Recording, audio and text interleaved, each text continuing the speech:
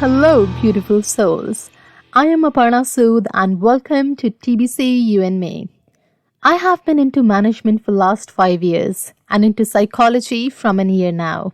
Nature, human life, societal parameters are of great interest to me and are very close to my heart. In our podcast, we will look into these beautiful aspects of life, reach out to you all, share who I am, and get to know who you are. Today we will discuss gratitude. What are my insights and what is seen in studies over the years? When we reach the end of this podcast, you will see the power of incorporating gratitude in your life. Gratitude. Is it just thankfulness? Maybe it has much more to it. It is the feeling of appreciation, joyfulness, satisfaction, content. In a simple word, we can say thankfulness. It is not wrong to say gratitude builds for a great attitude. We know how to use the things given to us by the universe, don't we? For example, using the air to breathe, using the water to hydrate ourselves, using the ears to listen, using your bed to sleep, using your pen to write. But the only problem is, we take it for granted, don't we now? We never thank for anything that is given to us. We never feel the need to be grateful for it. In terms of positive psychology, it is an emotional response to life to be grateful. This word is catching light everywhere around the globe today. But the point is it merely a catchy, good feel word, or is there something more to it? We say thank you to every other person we encounter in our day-to-day life who does very simple little bits for us. But do we really mean it? Or is it just a word? Does it make any difference? Let us dig deeper.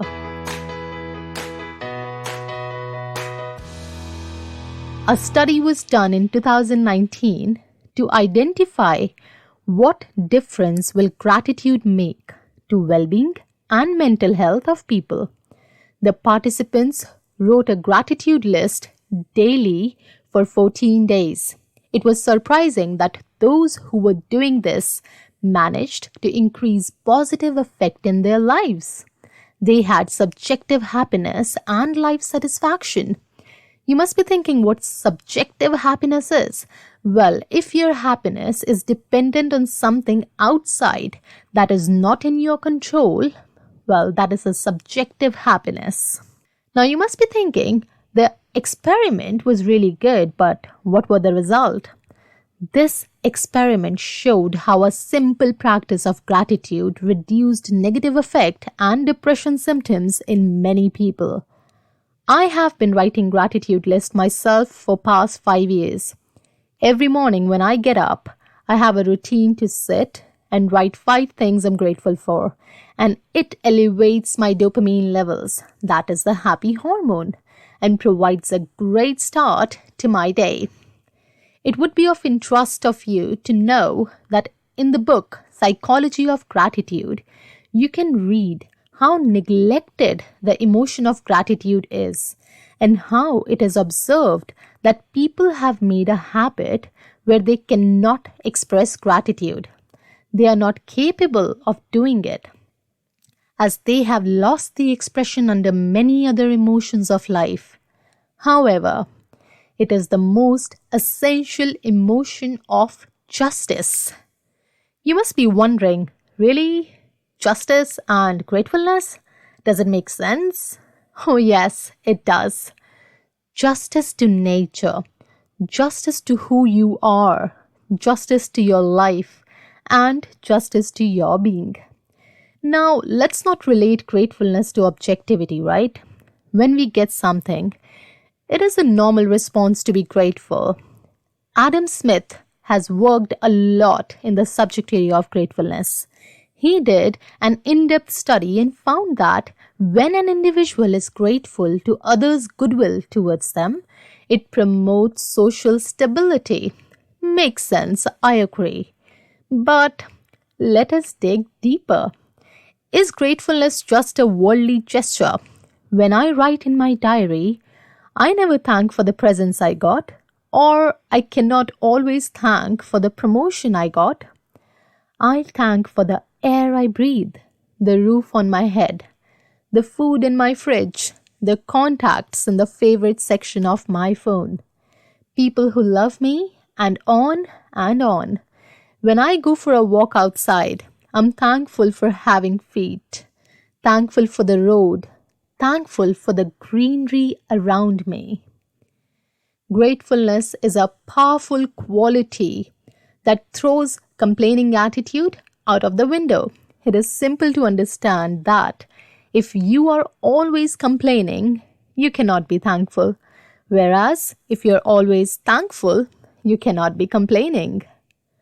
Seligman, who is an American psychologist and writer, in 2002 found in his research that many people's attitude is incompatible with gratefulness. Sounds a bit strange, but that's true.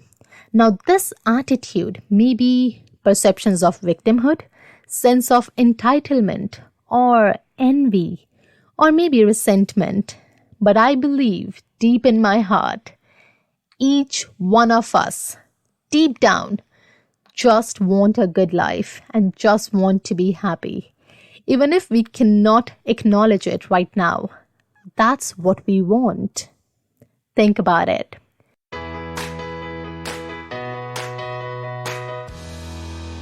You must be thinking, in these terrible conditions around the globe because of the pandemic, how can one be grateful? There is pain everywhere. People are dying.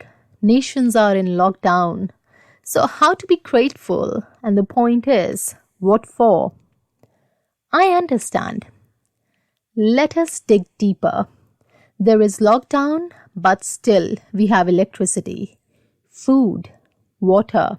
There are so many workers out there putting their lives at risk to give everyone the essentials that they need. So we can be grateful. People are dying. People are sick. Still we have healthcare who is putting themselves at risk to help us. Definitely, we can be grateful.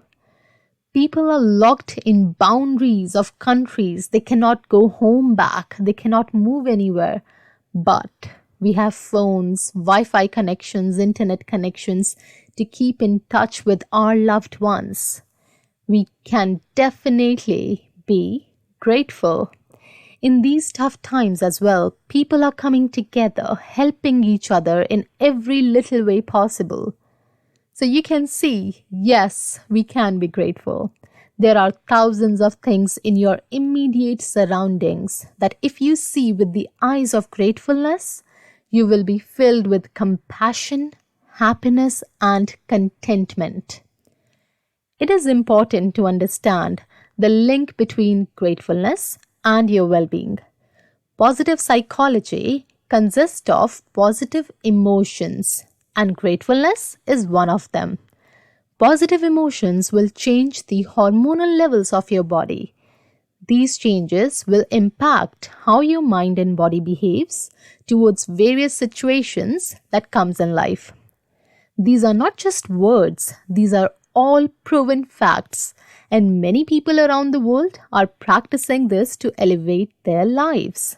Many cultures have a notion that gratefulness is a way to connect to nature. I agree. I am practicing this simple habit, and I have been asked by many of my friends, "How are you so happy always?"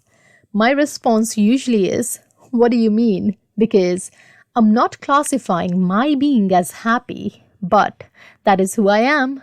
Gratefulness changes you inside out.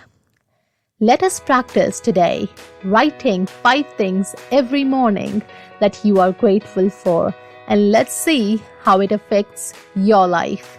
You can share your experience with me on our website, truth-bliss-consciousness.webador.co.uk, or you can email me on truth.bliss.consciousness you&me@gmail.com.